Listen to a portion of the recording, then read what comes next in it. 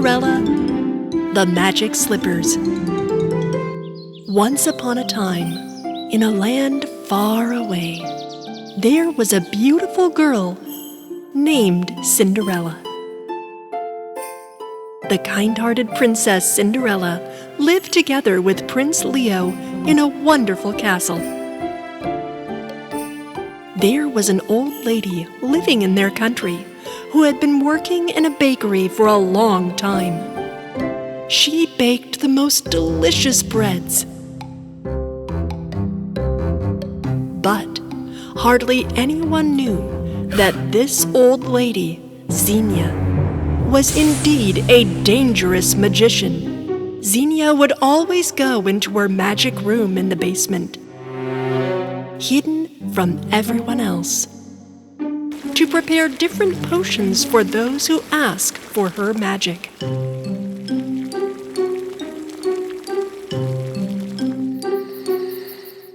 As the days passed, Lady Puffy and her daughters, Cassandra and Jezebel, were still pursuing treacherous plans to take over the magnificent palace.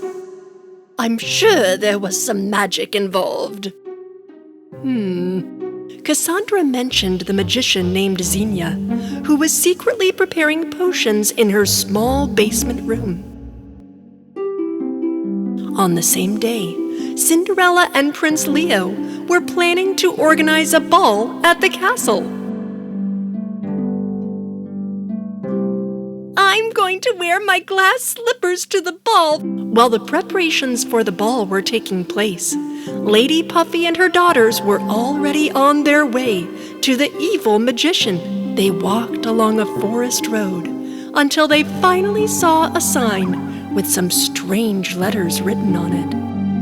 As they moved towards the sign, they noticed a tunnel entrance and entered in.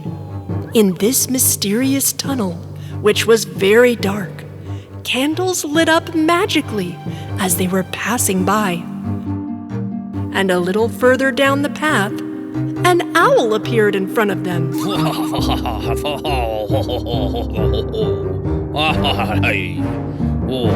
is that? What? Sweet rodents, who are you? What are you doing on this road? Don't you know the password? Xena, 1, 2, 3. Pour the potion quickly. This is ridiculous. That's right. Follow me. I will lead you there. Flapping and flapping. Somebody turn on the owl door for me, thank you. Clockwise. Very good, ladies. Xena, someone here to see you. There were a lot of potion bottles around. Boilers, ladles, clamps, different herbs, plants, and tiny bats flying around in the air. Mommy! This place is so scary! Ah! In the colorful smoke, Lady Puffy and her daughters waited eagerly for the magician. Finally, Xena appeared wearing a black hat and raised her hat to show them her face. Tell me, what spell do you want from me? Lady Puffy realized that Xena was actually her sister, who she hadn't seen in years. But you are my sister. I can't believe my eyes. Puffy, it's you. We thought you were lost. You are a magician now? Yes, now I can have it all. Tell me, why do you need a spell? The girls told Aunt Xena that they wanted to take over Cinderella's life. Xena decided to use a very powerful spell because her sister and her nieces were involved. At first, she asked for a hair of each girl and put it in a yellow bowl filled with some magical water. Then she took the footsteps of Cassandra and Jezebel with the help of a basin filled with mud.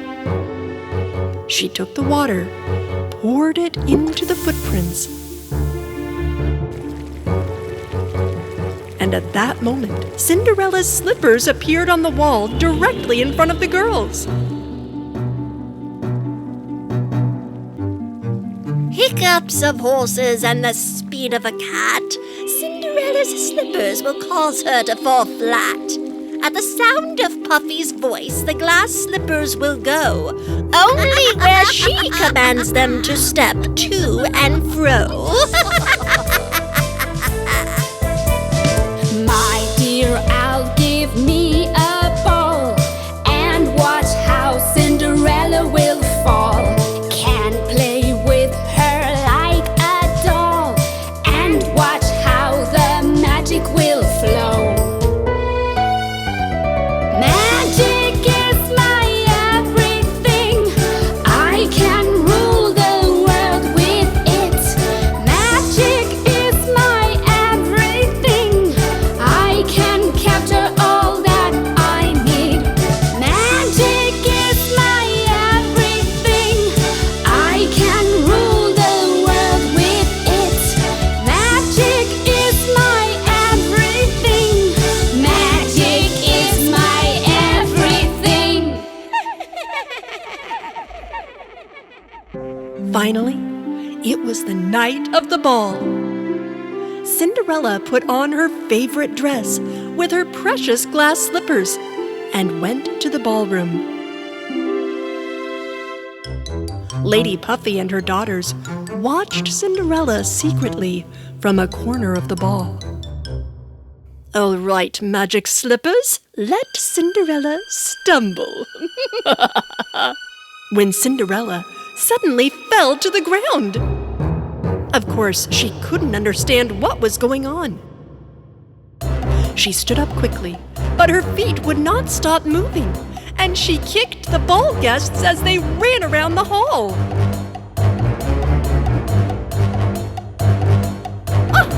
No! What is happening to me? Cinderella ran back and forth, to the right and to the left. Neither the prince nor the ball guests could stop her.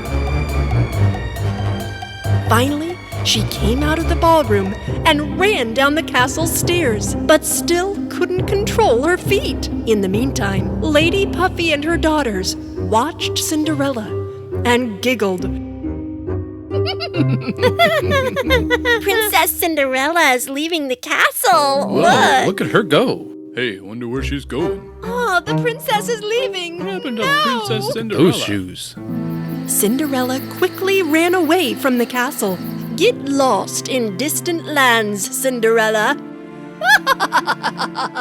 When all this happened, Cinderella's little friends, Mozzarella and Cheddar, asked Fairy Leah Bell for help under a hazelnut tree.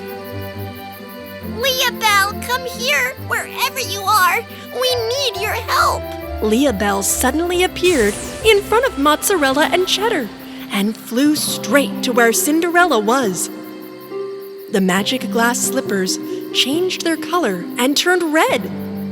Leah Bell waved her magic wand to Cinderella's shoes, but it did not help.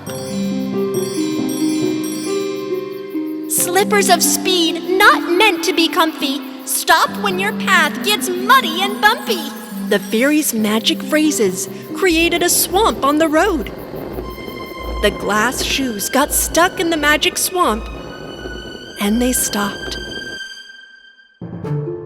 But unfortunately, Cinderella began to sink into the swamp too. Help! Leah Bell, I'm sinking! Leah Bell waved her wand 3 times, and wings grew out of Cinderella's shoulders. Cinderella used the new wings to escape the swamp. Thank you, Leah Bell. You saved my life, but I will never be able to see my glass slippers again. The glass slippers were bewitched, Cinderella. Hurry, let's go back to the castle. Fairy Leah Bell gave Cinderella new shoes, and they went back to the castle together. Cinderella was very happy to meet Prince Leo and her little friends again.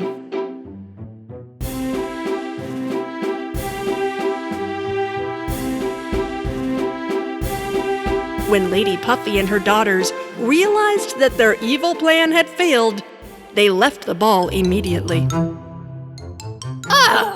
The good ones always win. I hate it. Cinderella and her loved ones always stay happy. The owl watched everything and told the magician Xena, Hey,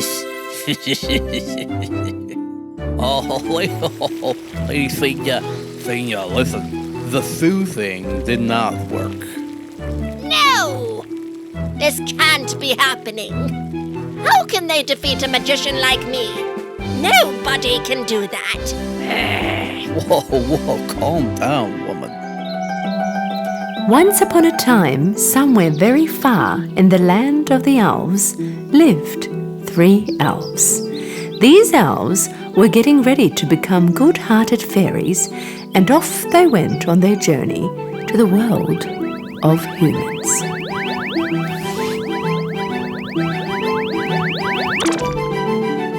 Our duty awaits for us, guys. Come on.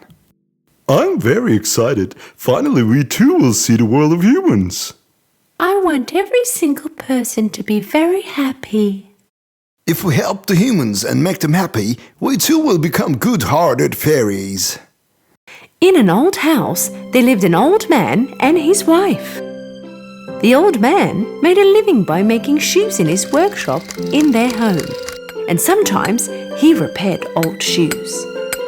The shoemaker bought new leather to make new shoes from the money he earned. One day, he bought leather from the money he had made. He arrived home. The piece of the leather he had bought was only enough to make 1 pair of shoes. He left the piece of leather on the table, left the room closing the door, and went into his bedroom.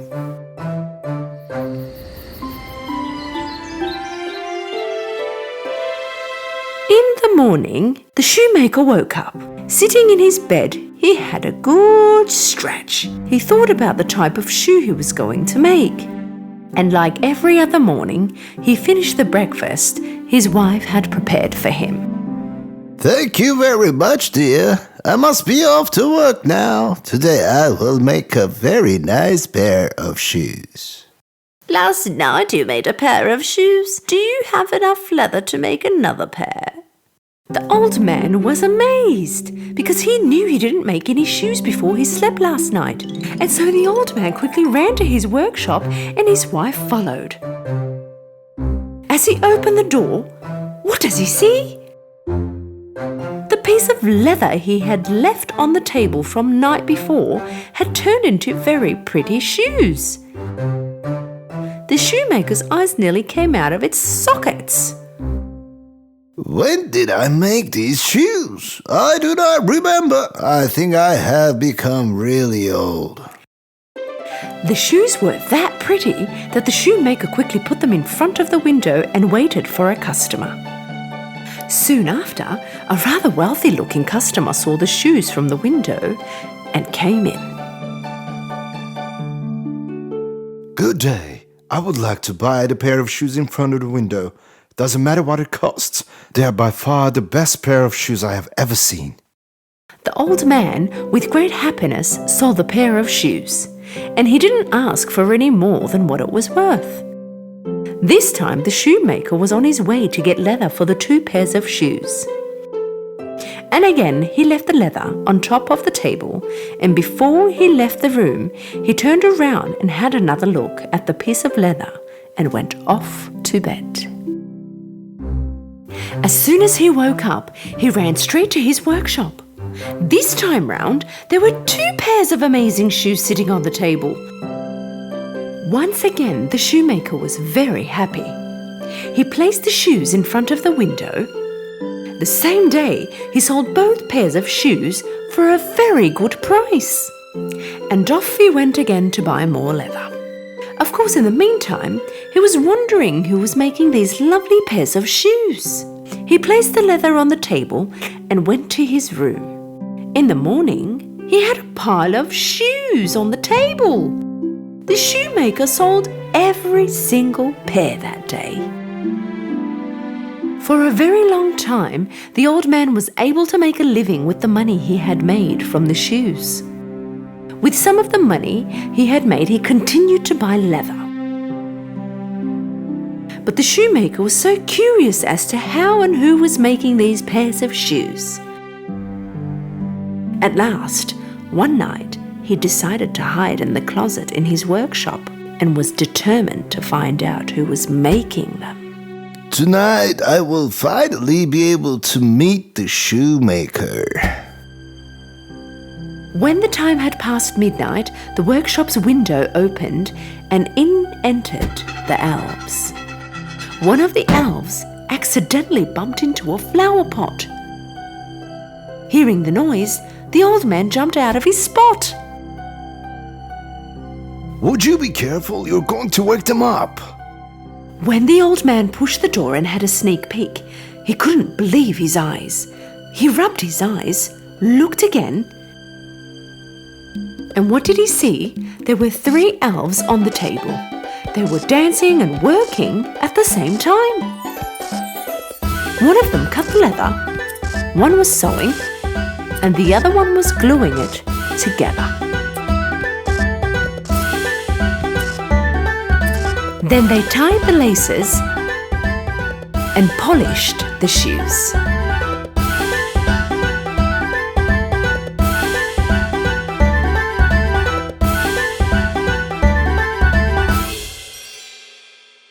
The elves were working so fast that with the flick of an eye, there were countless pairs of shoes on the counter. They're all beautiful! Come on, let's leave before someone wakes up. The elves left as they had arrived, dancing with joy and laughter. The shoemaker stepped out of his hiding place.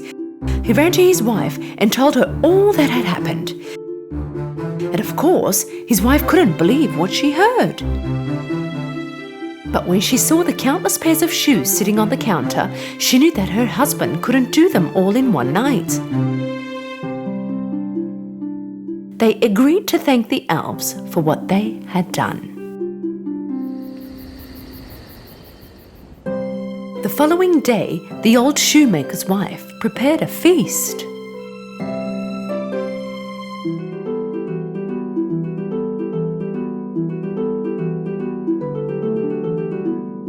At midnight, when the elves arrived at the workshop, they saw the feast on the table. Look at all that food. Do you think it's been prepared for us? Of course it is for us, you silly. Otherwise, why would they bring it at this hour? I think we have completed our mission in this house. Now we can go to the other houses that need our help. The shoemaker and his wife woke up and walked into the workshop, and instead of seeing the food they had left, they saw a pile of shiny shoes. After that day, the elves never returned again. The old shoemaker and his wife were able to get by with all the money they had earned for the rest of their lives.